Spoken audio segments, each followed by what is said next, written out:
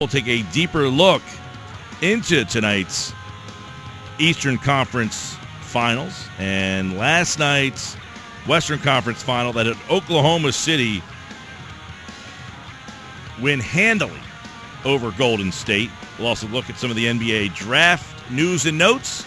ESPN.com NBA insider Kevin Pelton joins me now with a look at the NBA. What's going on, Kev? How you been? Nothing much. Still trying to figure out what happened last night in Oklahoma City. Yes, we're trying to figure out what happened. You know, is this just a case of the most inopportune time that Golden State's going a little cold, or are you giving more credit to Oklahoma City?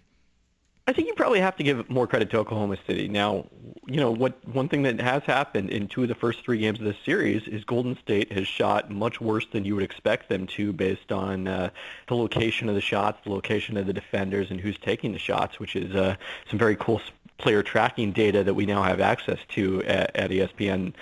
And, you know, but for Oklahoma City, this is a trend going back to after Game 1 of the San Antonio series. In, I think it's now 6 of their last 7 games, or 6 of their last 8, I guess, because there was one game that they lost to San Antonio and then Game 2 against the Warriors.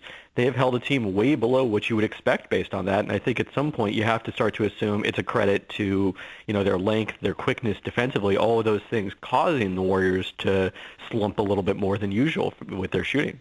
Now, many people looked at the Spurs-Thunder series and said, well, it's just not a good matchup for San Antonio. Do we surmise something similar in this series, that this is not a good matchup for Golden State? Well, it's interesting because, you know, the elements that made it a bad matchup for San Antonio aren't playing out in this series just as we did expect.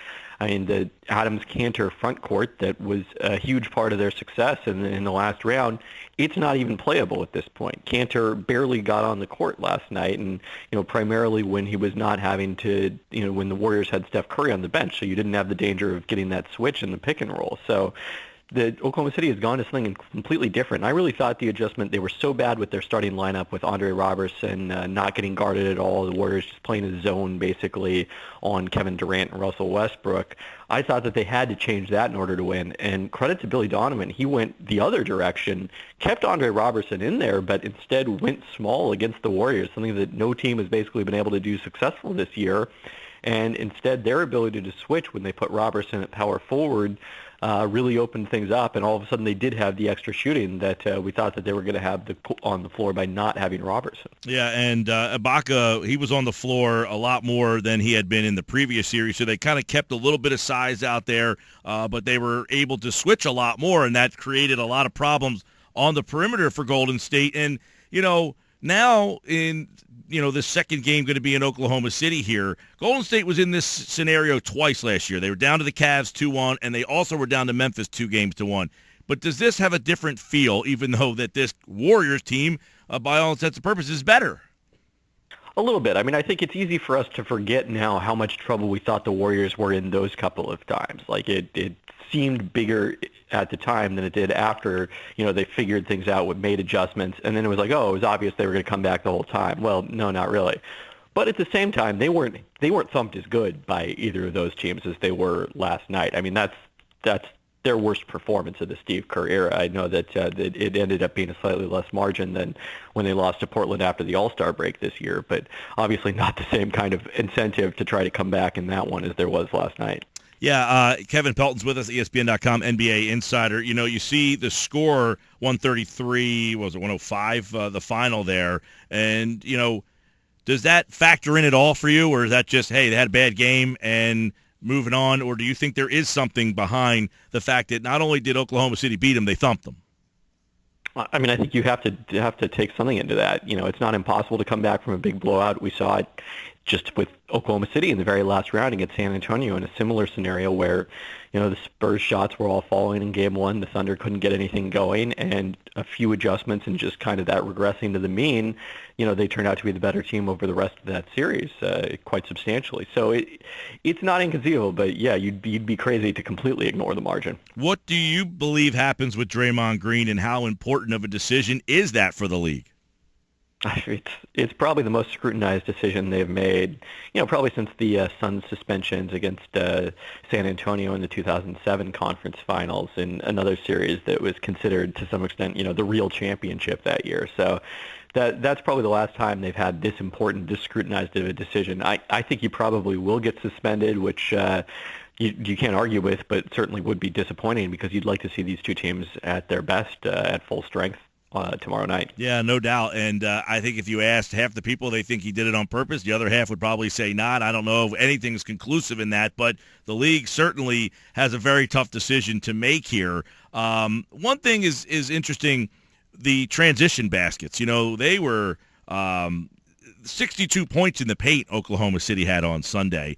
Does that attribute to that they're just not concerned about the defense of Golden State, and is that a problem moving forward, not only in this series, but maybe moving forward if they make it out of this one?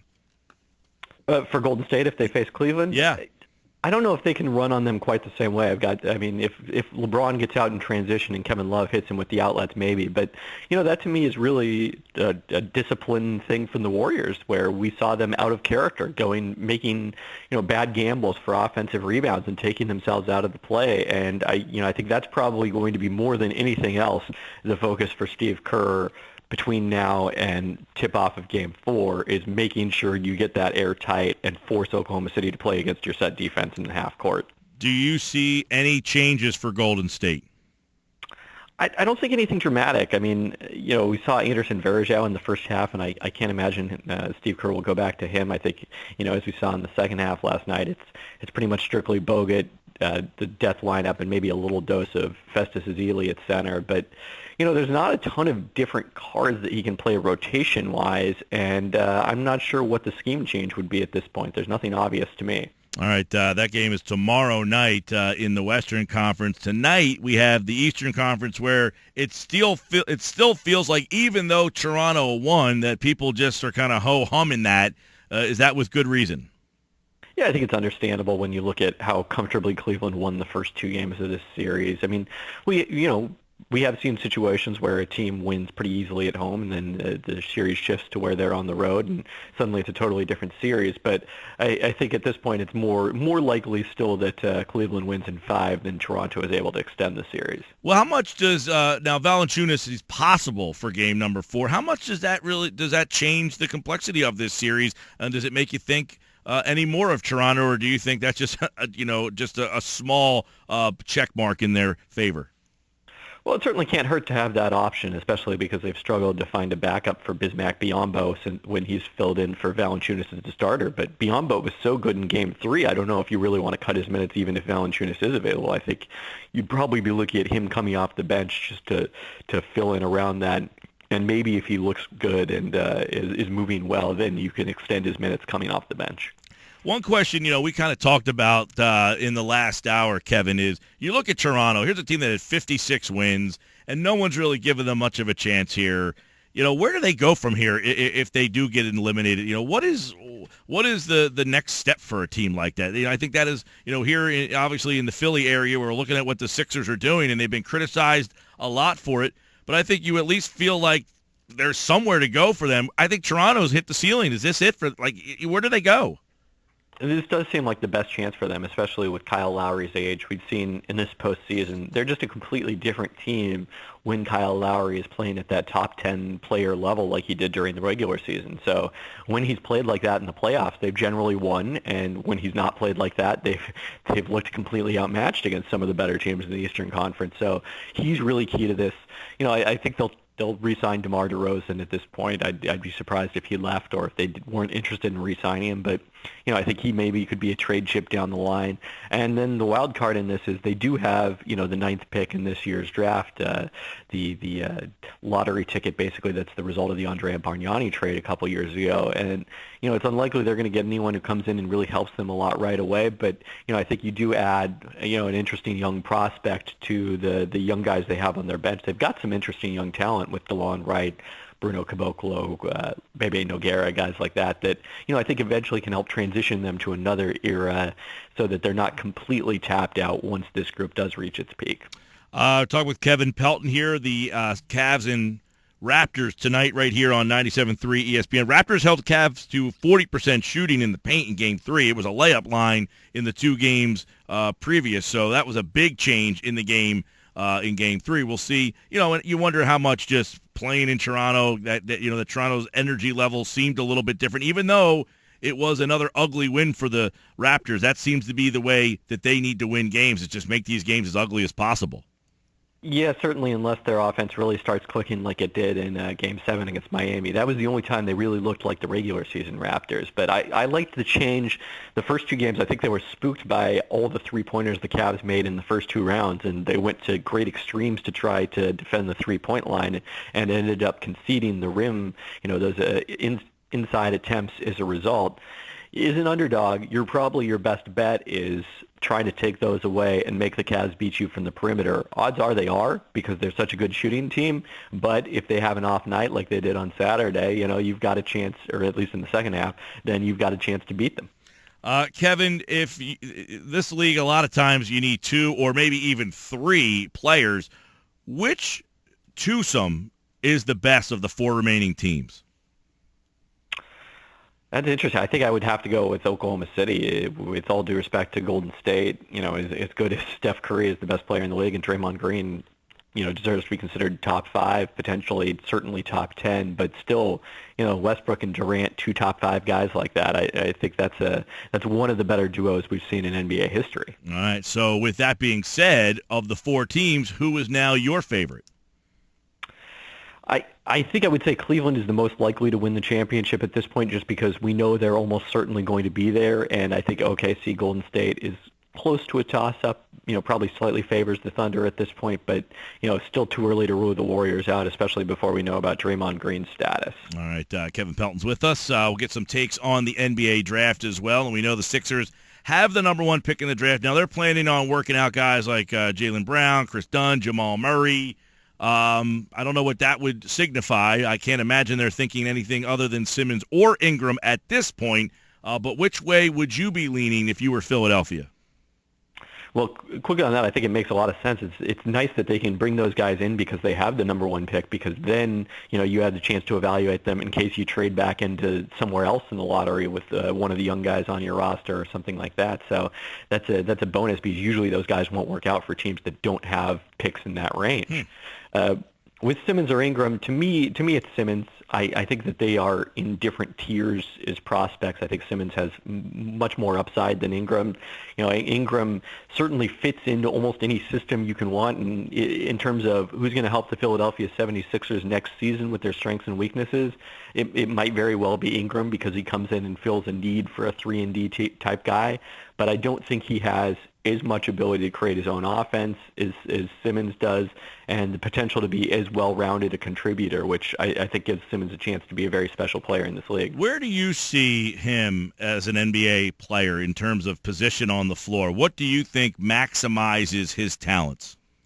Well, I think you got to look at that differently at the different ends of the court. I think defensively he's probably best suited defending power forwards, where he gives up a little strength, a little size, but can compensate with his quickness at that position. And then offensively, I think you really want the ball in his hands most of the time. At the very least, I would envision him being used in a role similar to what the Warriors do with Draymond Green, where he often initiates the offense when Steph Curry plays off the ball, or is involved. He can be on either side of a pick and roll. You can have him running the pick and roll with the point guard, or him setting the screen. Yeah, I guess the question for a lot of people out there, your colleague Chad Ford was on the other day with us, and he said, here's a 6'10", 240-pound guy. A lot of teams in this league might not let him just bring the ball up and be a straight point guard. The Sixers might have that ability because they don't have a point guard on their team. So that being said, number one, do you think he could just, be a point guard on the offensive side of the ball? And number two, do you think that he is a good fit for what Philadelphia currently has? I mean, I think you make everything else fit around him, because he's potentially that special of a player. I mean, obviously it would be ideal to get a little bit more shooting, but I don't think that matters as much if he has the ball in his hands as if he's playing off the ball. So yeah, I think as the Sixers build this, I think if they take Simmons, they probably have to functionally think of him as the point guard. You'd love to have another guard who can handle the ball, bring it up, take that wear and tear off of him a little bit, especially if other teams are pressuring up on him. But I think that guy also needs to be able to shoot, to space the floor, play off the ball, and let Simmons have the ball in his hands. If you're Philadelphia, does the better fit with Embiid cross your mind at all, or is that completely out of this decision? It crosses my mind, but I don't think you can make the decision based on that. First off, I mean, I think with the number one pick, it's hard to make the decision based on fit at all, unless it was someone who was a pure center, another 7-footer was the number one prospect. Like then it wouldn't make sense. But otherwise, I think both of those guys, can play with Embiid. I don't think that's a big issue. Talking with Kevin Pelton, ESPN.com NBA insider, as, of course, the Sixers have that number one pick. Simmons, Ingram seem to be the two guys, and there has been a lot of murmurs about them moving, as you kind of alluded to there. With what they have on their roster, Okafor's name comes up a lot. Is that a smart decision for them to already give up on Okafor to get back into a high position in this draft? Well, I think it depends what you're getting back. The rumor that obviously has been most bandied about is Boston with the third pick, and that's the pick you used on Okafor last year. This is not considered as strong a draft at the top, but to me, that's not giving up. That's just trying to get relatively equivalent value in someone who's a better fit, because you go back to what I talked about a guy who can handle the ball but also is effective off the ball. I mean, that describes Jamal Murray to a T, and I think the combination of him and Simmons could be really interesting together if you could get him with the third pick. Very young roster. Obviously, Brian Colangelo kind of hinted at over the weekend on Sirius Bleacher Report Radio that he thinks the Sixers could be a player for 2, if not 3, free agents this particular offseason. Is he shooting too far for the stars there?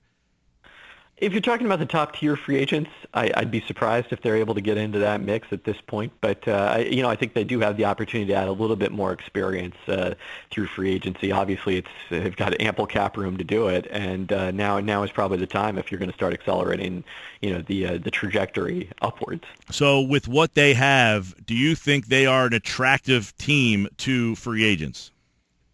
I mean, I think the thing is, as much as all of us look at it from the outside and say, wow, look at all these young prospects, more picks coming, this could be a really good team, NBA players tend to look at what you've done in the past much more than what you're going to do in the future. So I think that's what's going to be a challenge for the Sixers in free agency. They're really going to have to sell someone on that vision. And so I think it's probably not going to be someone who, 20 of the teams are offering, the max, something like that. That guy is going to be tough to get for them. Would your prediction, Kevin, be that we will see an Embiid, Okafor, Noel trio on opening night for Philadelphia? I would bet against it. If Embiid looks like he's going to be healthy and part of that trio on opening night, then I think one of the other guys gets moved. So is a move of one of the other guys a admission that they think Embiid's okay?